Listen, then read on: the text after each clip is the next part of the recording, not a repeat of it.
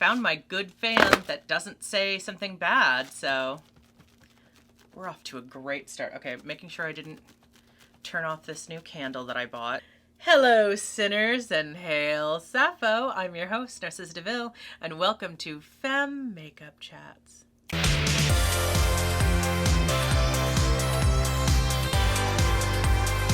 First of all, I really appreciate all of the support I received on my last video. Glad it was received the way I hoped it would be received, because it's really just one of those things where, you know, I knew it could go a myriad of ways of how people would take that video. I was kind of worried when I was editing it. I don't know what's been going on with me that, like, the last few videos, actually I would just say the last two videos I've made, there's been a point where I'm editing it that I'm just like, I just don't know. I don't know if this is working out. I don't know if this is like what I want. I don't know what's been going on. I've just had a little bit of like doubting myself and doubting my videos. But I kind of just got to the point where I was like, look, I'm trying to make more content. I am trying to make content that I like, and that is topics I want to talk about, basically. And so, like, you know, I don't know. I just kind of was like, I just want to, I'm going to make this and I'm going to post this, and that's going to be that. Like, I'm not going to overthink. I am not going to judge myself for it. I am not going to let my inner critic tell me, oh, well, this isn't a good video, so don't post that. You know what I mean? Like, I'm kind of just more interested in posting regularly and saying, look, if it's not good, then I can always make a better one next time. But, like, who gets to say whether or not it's good, or, you know, does it do what I need it to do? And I think it said exactly what I needed it to say. I would not call this particular video a follow-up video. In this video, I'm going to be talking about something that is very near and dear to my heart. And the reason I decided to come up with this, and actually it's always interesting, the coincidences, not coincidences, but the timing of things, how everything just kind of works out. I'm making this video. This video is going to be about my journey to self-love, but also like the idea of the way we talk about specifically trans women, you know, the way TERFs love to call us delusional, love to call us men, love to call us like, oh, you're just a delusional man who is pretending or thinks you're a woman, whatever. And I have to say, I've decided now in my 30s, I'm just gonna embrace the delusion. Like, that is one thing I will give drag queens. They really know how to embrace the delusion.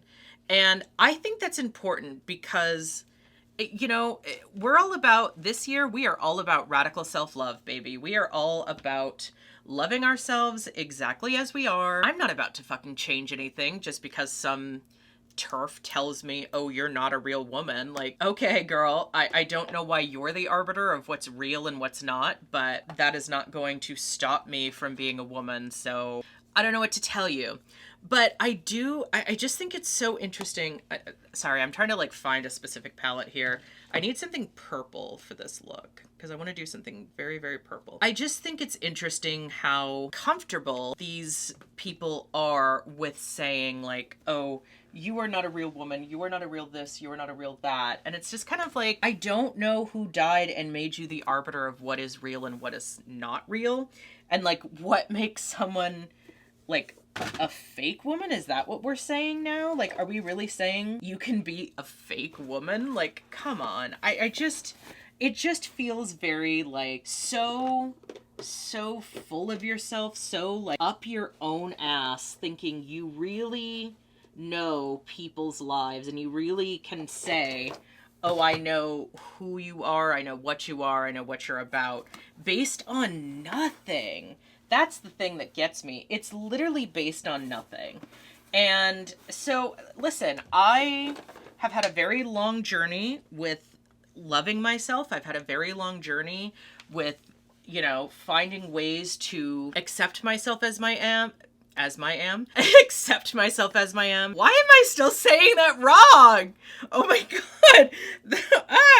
Okay, accept myself as I am. It's a journey, and I think that's something that it's something people don't realize, but I'm just trying to figure out which purple I want to use where. Oh my God, look at that in the in the light, that is so pretty. Oh my God. Okay. So yeah, I can't ever get away from glam light because I just love it so much. Okay. But anyway, so this is like, more than anything, this is a video about being open and honest and vulnerable on Maine about my self-love journey. And honestly, like, yeah, you know what? I'm gonna say embracing the delusion, because I just feel like there is such a stigma over trans women, especially, loving ourselves, respecting ourselves, telling ourselves that we're beautiful and worthy and desirable and all these things. And I'm just tired of it. I'm tired of this idea that, you know, somehow my loving myself and my feeling worthy and desirable and all these things is like the worst thing in the world. I just don't see it. I refuse to accept that as like any kind of reality, because it's bullshit. I firmly believe, and this is kind of the crux of this whole video, and this is going to be like, if you want to call it my thesis statement, whatever, I firmly believe that my ability, my transition, my transness is the ultimate like proof of magic does exist and manifesting and visualization works. Because what more proof do you need than someone who completely, like, I am the person that I have always envisioned myself to be. I am in every way, shape, and form exactly who I always imagined myself to be growing up. I always imagined myself to, you know, have gorgeous, luscious hair, to wear pretty dresses, to wear gorgeous makeup, to have gorgeous shoes. All of these things that I will say kind of felt like, how, I don't know how this is going to happen. You know, as a young person, I was very much like, I don't know. How do I get this? How do I achieve this? But I made it happen. I knew it was possible. This is how I always saw myself. And so now it's like, I am my own creation, very much so. And I just think that is a beautiful thing. That is a magical thing. And I feel as though people don't acknowledge that enough. Like, for me, and I don't need anyone to acknowledge it. Let me be clear. I don't need anyone to agree with me. I don't need anyone to pat me on the back and be like, oh, that's so good for you. I really don't. But I think for me, just acknowledging, like, I am who I am because this is what I envisioned for myself. This is what I always imagined I would look like when I was growing up. When I was in, you know, grade school and high school, anytime I pictured myself as an adult, I looked exactly like I do now. So becoming that vision of yourself as a young person, that is powerful. That is magical. And I just feel like people, certain people, like to downplay that. And I think it's because it scares them. I think it scares the shit out of them, because it means if you can do it, why haven't I? It really makes you look at yourself and say, okay, well, why am I not who I thought I was going to be? Why am I not this person? And, you know, I get that. I get that feeling. I get that fear and like wondering, like, why am I not doing this thing if it's so possible? And so, you know, I'm not going to say it's easy, because it's definitely not easy becoming your most authentic self, becoming the version of yourself you always imagined. It's not easy. It's really, really not. But it's worth it. And that is the important thing. Easy? No. Worth it? 100%. I just feel like this conversation right now especially is so, so important, because there is so much, you know, not me trying to look at the mirror backwards. There's so much hatred and misunderstanding, and just like, there's just so much vitriol and bullshit. And I believe, as a trans woman, and especially as a trans lesbian, and tomorrow is going to be Lesbian Day of Visibility, and I think now more than ever, it is important for me as a trans lesbian to be open and to be visible and say, you know what? I'm here, and you're not gonna fucking get rid of me just because I terrify you because I'm being myself. I'm sorry that my existence is so scary to you. Maybe you should consider that a you problem and not a me problem. Because I'm not here to change anyone, to make anyone think the way I do. I don't give a shit what you believe about me. I don't give a shit what you feel my existence means. I'm literally just here to be me. I'm literally just here doing my own thing, minding my own business, making videos for people who enjoy my videos, people who enjoy me. Like, I don't need people to come along with me. I don't need people who, this idea that, oh, trans people are trying to recruit you. Bitch, no one's trying to recruit you. If you see a trans person and realize you're trans, or if your child sees a trans person and realizes they're trans, they're not being recruited. That's just seeing someone like them and realizing, oh, there's a word for me. There's a word for this thing that I've been feeling forever, and it's not just something that I just thought. Like, it's a real thing.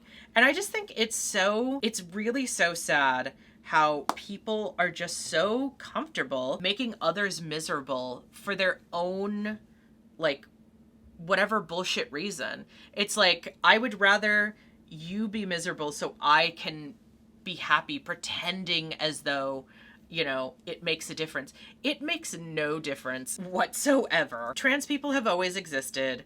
We will always exist. No matter how much you try and legislate us out of existence, we have always existed. We will always exist. And, I'm sorry that that's such a horrifying thought to you and that, like, scares you so much. Like, I just don't care. That's not my problem. You know what I mean? Like, my existence being... I'm just here to exist and be myself. But this, the point of this video is not to talk about TERFs. The point of this video is not to give them any more screen time than they've already had on this channel, because it's frankly it's not worth the time. It's not worth the effort. I can, I like, it's just not going to be worth it to me, because they are never going to see why they're wrong. They are never going to see why what they're doing is harmful. They are never going to see any, like, criticism of them as anything other than, like, oh, you're just delusional, you're just this, you're just that. And you know what? Fine. Okay, I am delusional. I delusionally love myself in a world that does not want me to. And you know what? I'm going to keep doing it. I'm going to keep loving myself. And I'm going to keep respecting and appreciating myself, because I deserve that. And that is not an easy thing to do. And I encourage anyone who is on the journey to self-love, please don't ever give up. It's, it takes time. It takes effort. It takes a lot of work. But I would not change it for the world. I would not change this journey for the world. I would not change my transness for the world, because I'm happy as I am. And that's the thing. There is so much joy, so much more joy in being myself and getting to be myself than misery of TERFs. You know what I mean? Like, I'm not going to acknowledge, or I'm not going to deal with that misery, because that's not what I'm here for. I am here to be myself and love myself and appreciate myself. So of course, I'm sure the question is, well, how did you get here? How did you get to this point? How did you, learn to love yourself? The thing I have to say about that is, like, it's a journey, first of all. It is 100% a journey. Self-love is always going to be, like, maybe not always, but for the most part, it is a work in progress, because it's so much more complicated than just looking in the mirror and being like, wow, I'm beautiful. I love myself. Like, it's a good place to start. Let me be clear, because if you don't, it's a great place to start. I am a firm believer in the fake it till you make it method. I really am. And I'm a firm believer in affirmations. I know that's, like, kind of getting back to the video I made previously when I was talking about, manifestation. I do firmly believe in affirmations. I do believe in the power of affirmations. I do believe in speaking positively about yourself. Nobody asked, but I was not able to wrangle my contacts in today. So I'm just kind of struggling through with the fact that I don't have my contacts in, just trying to put on my makeup as normal without being able to see what I'm doing, really. Wow, I've got a lot of gold in my, or like brown, green, brown, hazel in my eyes today. I couldn't think of the word hazel, apparently. Self-love is a journey. Self-love is, it's a journey, not a destination. Let's put it that way. I think there's this idea that, you know, being able to love yourself and tell yourself, like, I am worthy, I am beautiful, I am, you know, all of these great things. I think people think that that's the, like, end goal and that's where you have to work towards, when in reality, it's more like training yourself on the daily not to automatically go, ugh, if you see something you don't like, or you see a flaw, or you see something that bothers you about yourself. Like, I think truly self-love is really just, it should be more focused on retraining your brain not to automatically go to, oh God, why? Or, you know, automatically rejecting any kind of compliment just out of hand, automatically, you know, thinking, oh, they can't really be serious, or, you know, whatever it is. I think retraining your brain to say, you know what? Actually, this thing that maybe I'm not a fan of, it doesn't matter in the grand scheme of things. You know what I mean? Like, I think training your brain to not automatically just go, ugh, I think that's really what self-love is to me. It's really about being able to look at yourself in the mirror, and even if you don't necessarily immediately like what you see, for whatever reason, there's a lot of complicated reasons why you may not like everything that you see, to be able to look at yourself in the mirror and say, you know what? I am beautiful. And maybe I don't like how my hair looks today. Maybe I don't like how my eyebrows look today. Maybe I don't like, you know, sagging skin or fat or whatever, you know, whatever it is, because we all have something that we don't care for on any given day. But being able to look at that and see that and say, you know what? I'm still beautiful. I'm still deserving of good things. It doesn't make me a horrible person if I, you know, don't like one or two things about myself. And like, actually, it's just, it doesn't have to be commented on. That's what I think is like really crucial. Not commenting on the things that you don't like about yourself.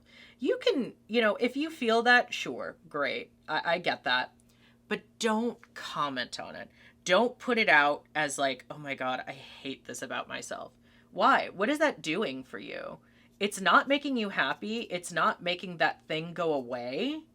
You know, it's kind of like, I don't know. I don't know how to describe it. And I'm a firm believer of like, if you honestly want to change something about yourself, you should be able to. I think you should have that right without, you know, having to have 20 people approve it first. Shocking, I know.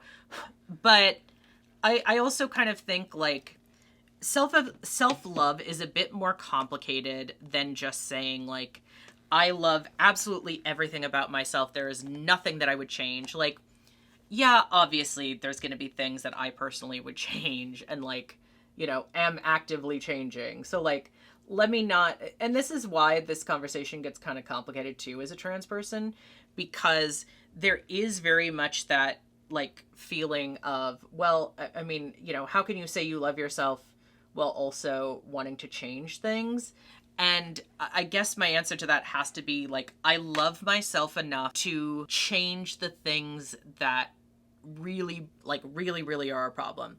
But I also feel like, you know, when we're talking about something like bottom surgery, it is a little bit different than saying like, well, I love myself. I just wish I didn't have wrinkles. And so I'm going to get Botox. Like, those are not the same thing. Those are not the same level of like, I don't think dysphoria can be equated to, you know, just having parts that you dislike. And also, I will say, I think this is a topic that I've seen people talk about a little bit more, which I love, is the idea that like, actually, there are plenty of cis people undergoing what one would call gender affirming services. There are plenty of cis people who will get some kind of work done, who will get a boob job, who will get a facelift, who will get a nose job, who will get, you know, any kind of hair transplant. Like, there's so many things that, you know, are not stigmatized in general. But for whatever reason, you know, when a trans person does it, all hell breaks loose for people in their mind. And the other thing, too, I think gets overlooked, and I feel like I've said this in one of my videos, maybe I didn't. It is so interesting how Republicans are so concerned about young trans people getting surgery, but they're not saying anything about the doctors who still routinely, without question, at birth, if there is a baby who is intersex, just decide, well, I'm deciding your gender now. At birth, they will do this. And it's never something that's questioned. It's never something that's ever made to seem like, you know, maybe that's not okay. No, it's just totally accepted as a normal and acceptable thing. Nobody is knocking down their doors to talk about why that's wrong and unfair. Nobody is, you know, chanting about, you know, protect our kids for those people, because I don't know, they've decided that that is protecting. I don't know. I couldn't fathom why one thing is acceptable while another isn't. But, you know, hypocrisy and the GOP go together like, you know, ABC. I don't know. Like, it's just how it goes. Hypocrisy and Republicans just go hand in hand. Always have. I assume always will. I think it's fair to assume always will. But that's neither here nor there. I just think that's interesting, and I think that's something that is worth talking about, because, you know, there's so many times, and this is not me trying to, like, use intersex people as, like, this, you know, trans gotcha or whatever. Like, I really do think that, you know, we should not, if you're gonna say that we should not be performing surgeries on children in general, which is not a thing that's happening for any trans child ever, because every doctor who performs bottom surgery literally says you have to be at least 18. But, like, that's, if that's what you want to go based on, if that is how you want to play this game, I do encourage you to look into the fact that you're not doing this equally. Like, you're having a meltdown over things that don't happen, but then ignoring things that do. And I just find that to be problematic. I find it very disturbing how, you know, you're so eager to jump onto this. And again, this is not the point of this video, so let me get off this rant, because this is a positive video. That is what this is for. I just feel like some people love to try and throw any trans woman who loves herself as she is under the bus and act like that is the worst thing she could possibly do. If you don't hate yourself, you can't actually be trans. And it's like, really, girl? No.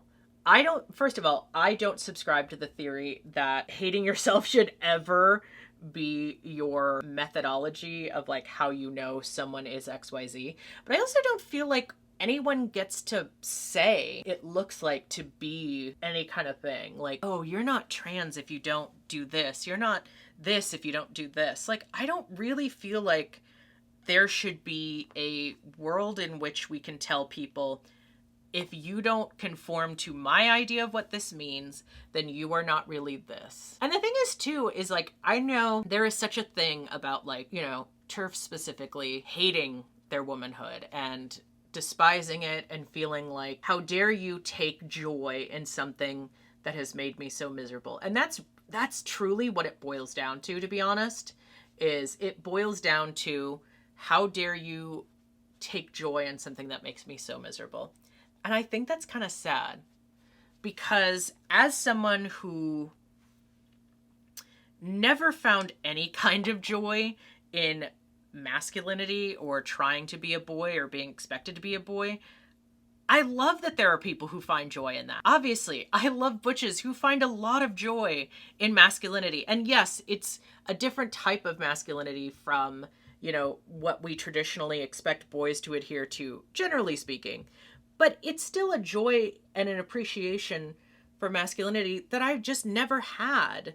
And I don't fault any cis person who enjoys their masculinity, cis man or otherwise. I don't have time to fault them for that. I fault them for, you know, patriarchy and not doing anything about it, but I'm certainly not faulting them for taking any kind of joy in their masculinity. I don't think that's a bad thing.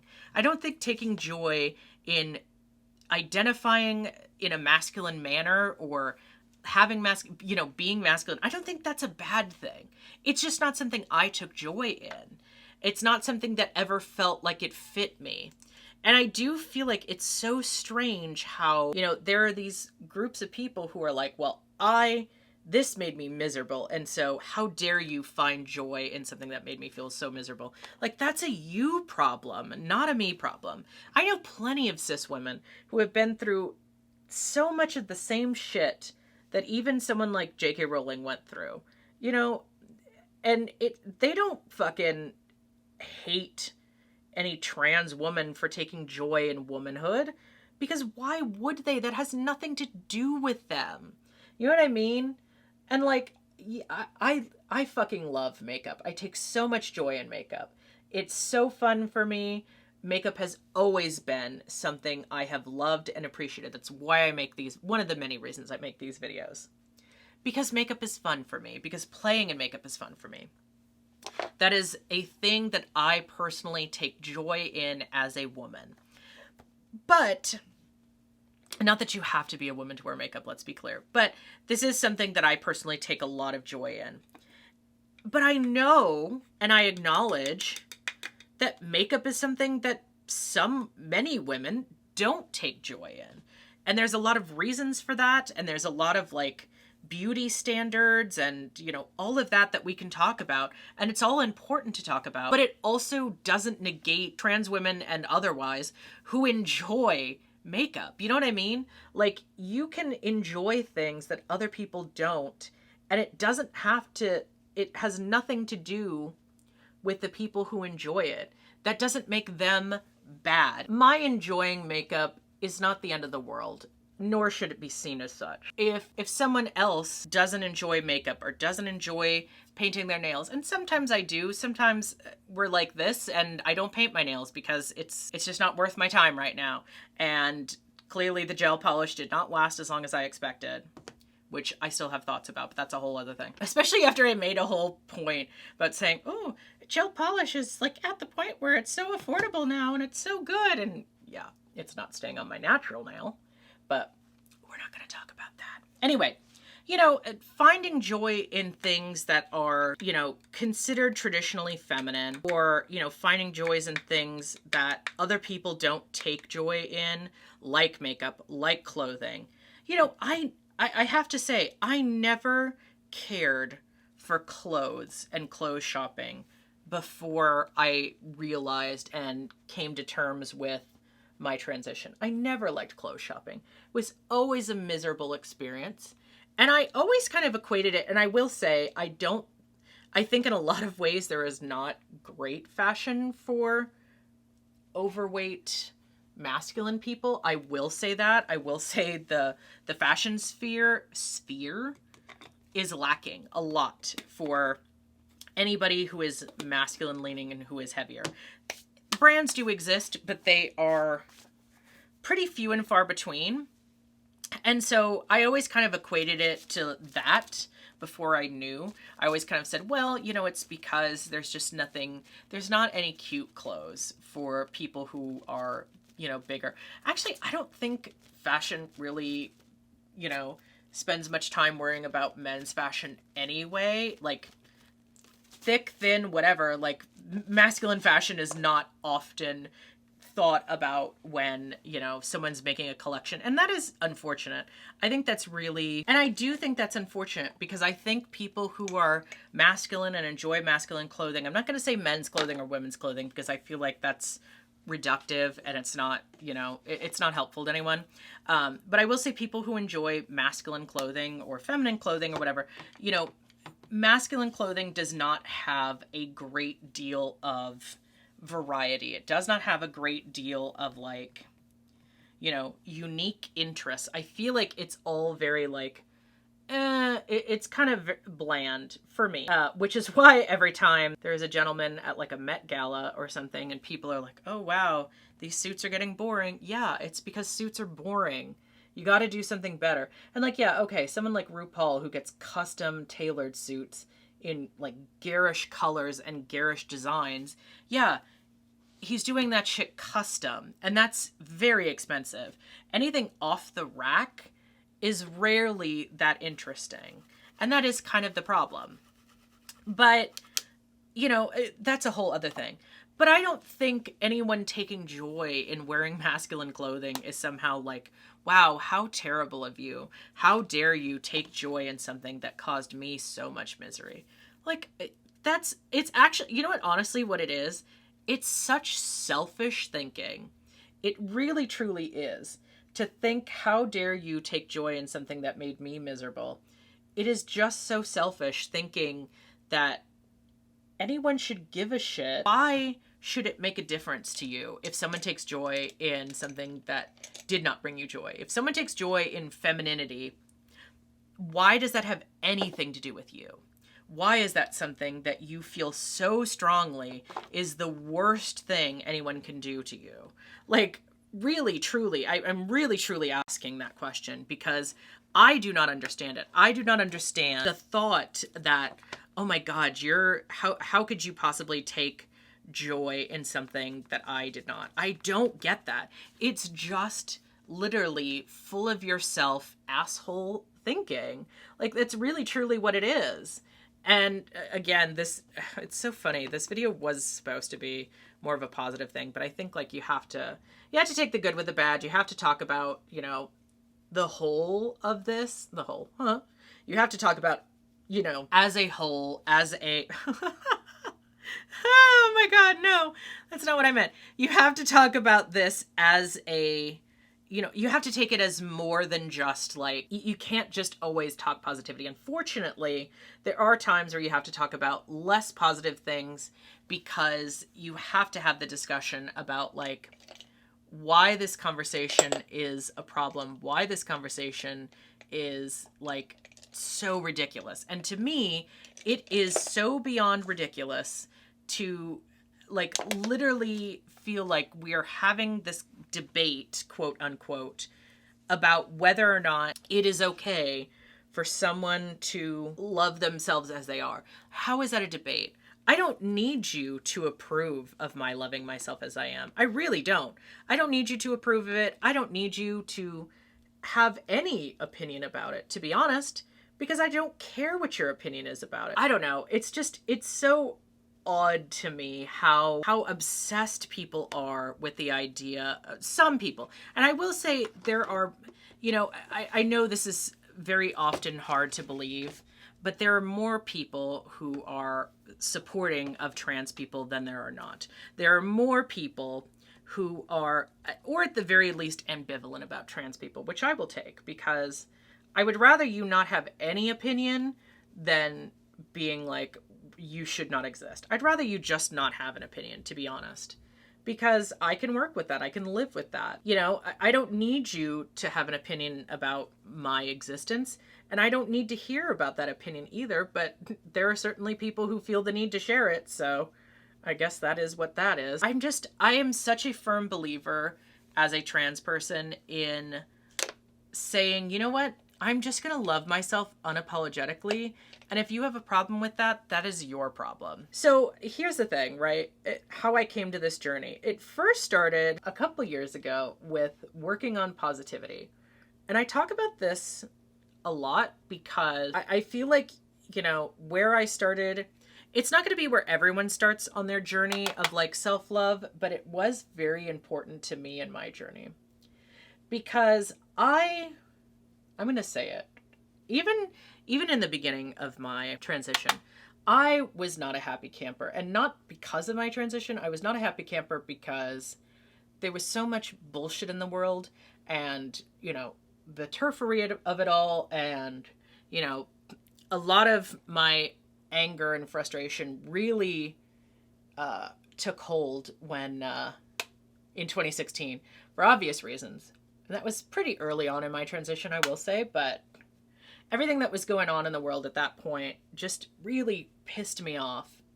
And I really, really got bogged down in the misery of it all. I really, really let myself get bogged down in just utter misery and frustration. And that was like the worst possible thing I could have done for myself, for my own mental health. It was just really, really bad. I think like a lot of people, it just felt like, okay, well, this is the, ninth level of hell that we're in now. So let's go. It was a really miserable time. And I remember very distinctly, I know problematic fave, but we got to talk about it. Remember very distinctly listening to Rue and Michelle's podcast, What's the Tea, back when they still had that. And they were having a conversation, and Rue was talking about how, being a more positive person, being someone who thinks the best and, all of these things that, go along with positivity of like not focusing on the miserable shit that's going on in the world and, finding silver linings and just finding joy and all of that in general. That is something that she has said is a constant struggle. It's something that she's constantly working on. And I remember in that moment going, oh, okay. It unlocked something in my brain that I had never, ever considered before. Because to me, anytime I thought about positivity and I thought about like all of these things like self-love and, manifesting and affirmations and all of these things, I really just kind of felt like, I don't really know what the point is. This seems like bullshit, number one. But also, it seems like the people who are, positive people clearly were born that way. Clearly, this is someone who has always been positive and always been happy and cheerful. And, because to me too, positivity is also partly like looking at the glass half full. Basically, I was really under the impression that those type of people were just born that way. And I really felt that way because I could not fathom a world in which that was my reality. I could not fathom a world in which, you can see everything happening and see the world for what it is and still come out of it feeling good about it and still come out of it feeling like, it doesn't have to be, not everything is the end of the world, not everything is the worst thing ever. It was really just such a jarring concept that I could not even begin to fathom, that I truly, truly believed like this, these sorts of people who are positive all the time, who see the glass half full, those have to be like people who are born different. Because to me, I was always like, I'm a realist. I see the glass, not as half empty or half full, but I just see it as it is and whatever reality is. I was always I'm a realist, which now I'm a surrealist. I don't give a shit. Like I'm going for surreal. I am going for ethereal. I am going for goddess. I don't care. I don't want to live in reality because I think reality is really fucking boring. And also reality is like, I hate to say this, but it is a little subjective because, especially nowadays, reality is kind of subjective because it's like, okay, what is reality for you is not necessarily what's reality for me. If you say reality is you are, there's only men, there's only women, there's nothing else, that is reality. I don't want to live in that reality because it's not, like, that is not A, my reality, but it's also B, just not realistic to nature. It's not realistic to like science. It's not realistic to anything in the world. But that's your reality, and that's fine, I guess. Like, if that's your reality, that's your reality. I'm not going to try and talk you out of it because it's not going to work, and I'm not going to talk you out of it. So there's no point in me trying. But, if your idea of reality is like everything has to be like it's all black and white, there's no shades of gray, there's no room for interpretation of anything, it's either this or this, that's a really fucking boring and sad reality. It's like if you say there's only straight people or gay people, there's nothing in between. It's like, come on now, we all know that's not true, we all know that's not reality. shit's complicated. Sexuality is complicated. Gender is complicated. There is so much diversity in the world, in nature, in just life. So to me, this like very black and white thinking, that to me is not a reality I want to be a part of. Some people think, hey, there is only one God and anybody who worships anything else, that's not reality. Okay, well, I don't want to live in a reality that is so black and white and boring. And as someone who is an author who making up worlds is kind of what I do and that's what I love, like, I don't know. And I do want to say, like, I fully understand that there is a whole, you know, there is a conversation to be had about people who, you know, are, I don't want to say delusional as like a negative or a pejorative, because I do think there is like a very real stigma about people who have any kind of mental health condition where reality is kind of tenuous in terms of like, you know, in a lot of like very specific mental health ways. I'm talking about the way people use the term delusional when they really mean like, I don't accept your reality. I don't accept your idea of the world. You are not, like, I feel like delusional is really a word that has been thrown around a lot to just mean either someone who's too confident and that makes me uncomfortable, or someone who thinks they're better than they are. And clearly that's delusional because, you know, why do you think you're the shit when you're clearly not? Like, interestingly, this subject came up a lot in this season of Drag Race because a lot of people like to talk about drag delusion and the idea that like, oh, you think you're doing better than you are. Well, clearly you're delusional. Like, it's not what it actually means in a scientific or medical setting. And I do think like that is its own thing. And we really have to have conversations about how we use words that I think can be, I don't want to say misconstrued. I'm going to say we're using words incorrectly for things that they were never meant to be used for. And I think that is a huge, huge problem because it does stigmatize people. It does stigmatize people when you use words and phrases that no longer are associated with their original meaning, but now you've kind of used them for your own purposes. And I do feel like that can cause material harm. I'm going to expound upon this in another video, but what really, really made the biggest difference in my life was just the phrase, and it's a very simple phrase, but it was the phrase, what do I have to lose? I know that sounds like so simplistic, so silly, whatever, but it really, really changed my life to ask myself, what do I have to lose by changing how I talk about myself? What do I have to lose by embracing seeing the glass half full? What do I have to lose by working to be a more positive, happy, joyous person? And the answer I came to was absolutely fucking nothing, because it costs nothing. It costs nothing for you to look at everything and find something to be grateful for. And it doesn't even have to be tangible. I've talked about this in my manifesting video, but I talk about this constantly. But one thing I am literally every single day grateful for that is like this intangible thing is literally being a lesbian. I am grateful for that. I am grateful for the friendships I've made. I am grateful for the support. I am grateful for the love and affection and the people who are in my corner and who care about me. I am grateful for that every single day. And for me, like that's an intangible thing to be grateful for. Gratitude does not have to necessarily be something where you say, oh, I have all of these things and look at, you know, yes, there's plenty of shit here that I am very, very grateful for. I'm grateful for this gorgeous purse. I'm grateful for this adorable little stuffed dragon. I'm grateful for this fucking gorgeous perfume that I love the smell of. Oh, it smells so good.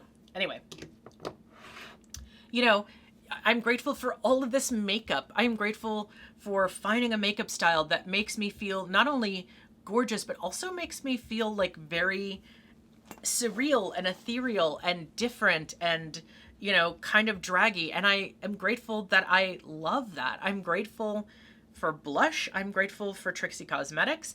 I'm grateful just so many things. I'm grateful for this hand fan and a cool breeze when it's really, really hot. I'm grateful for, nice smelling candles. You know, gratitude does not have to be like really dramatic. I do feel like sometimes people have this idea that gratitude has to be this grand thing that's like so specific and so like just I don't know. I feel like some people do have this idea. I certainly had that idea in the beginning that like if you have to have things to be grateful for, basically.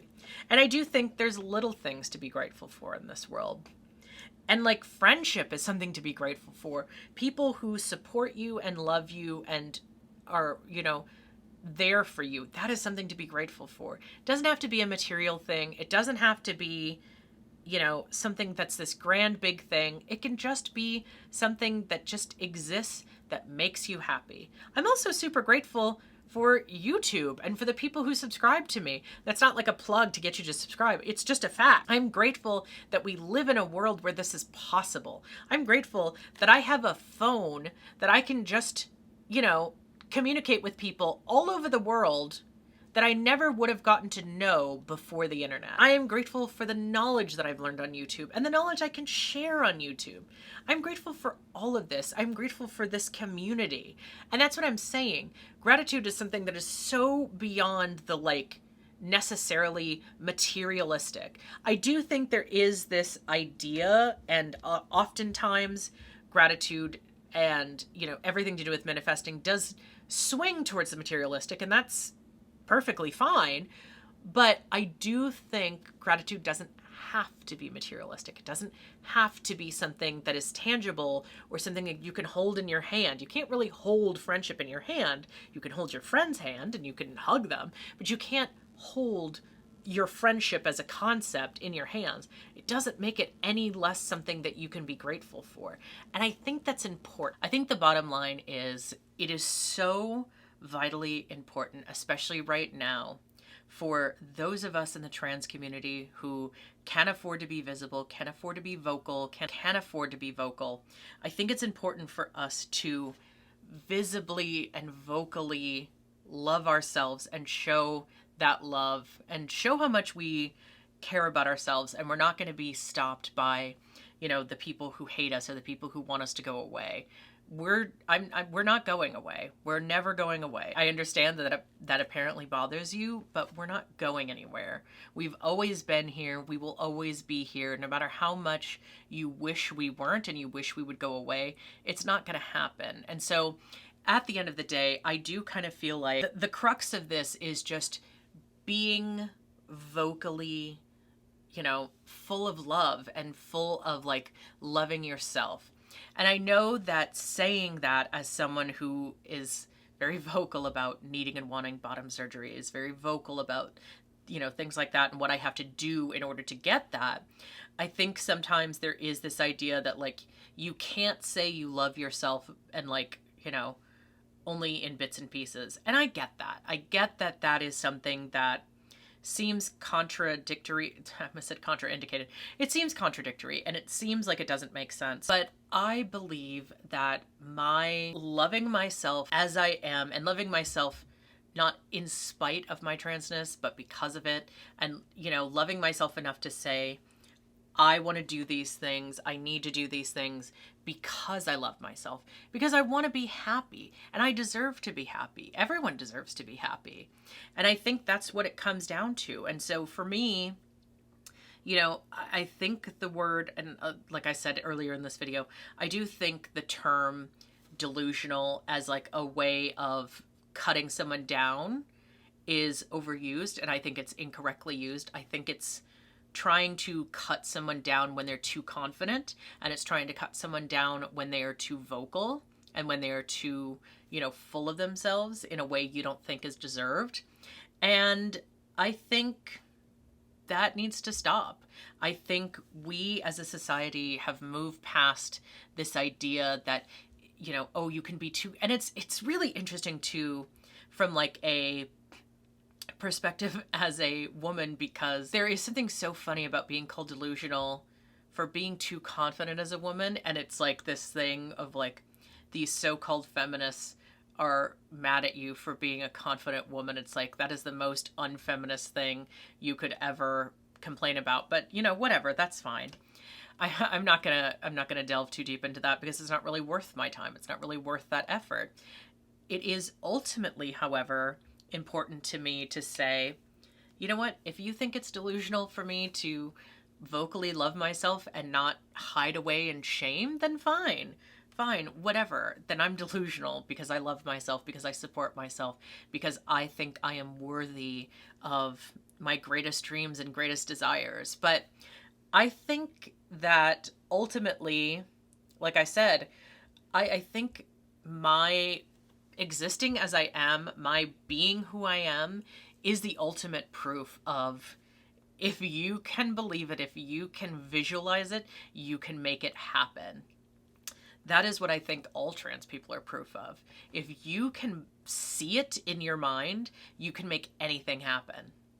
And that's power. Ultimately, I just wanted to say, I just think it's so important as trans people, especially right now, be visible, be loud, be proud, if you can be, if it's safe to be, but love yourself unconditionally, and love yourself in a way that says, you know what, I don't give a shit what anyone else thinks about me.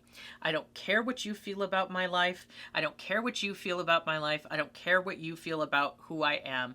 I know who I am, and that's what matters. If you enjoyed this video, please feel free to comment down below. Tell me how you feel about self-love. Is that something you're working on? Is that something that's very, very important to you? I'd like to know. Like this video if you enjoyed this video, subscribe to my channel, and of course, you can find me on Patreon, where I am trying really, really hard to make sure I have like exclusive Patreon content, which is like edits that don't make it to the YouTube video, but also I want to do like original topics that are just Patreon exclusive. So I'm, you know, need more Patreon people over there to kind of give me their topics. What do they think I should talk about? I would love to hear it. And until next time, stay devilish.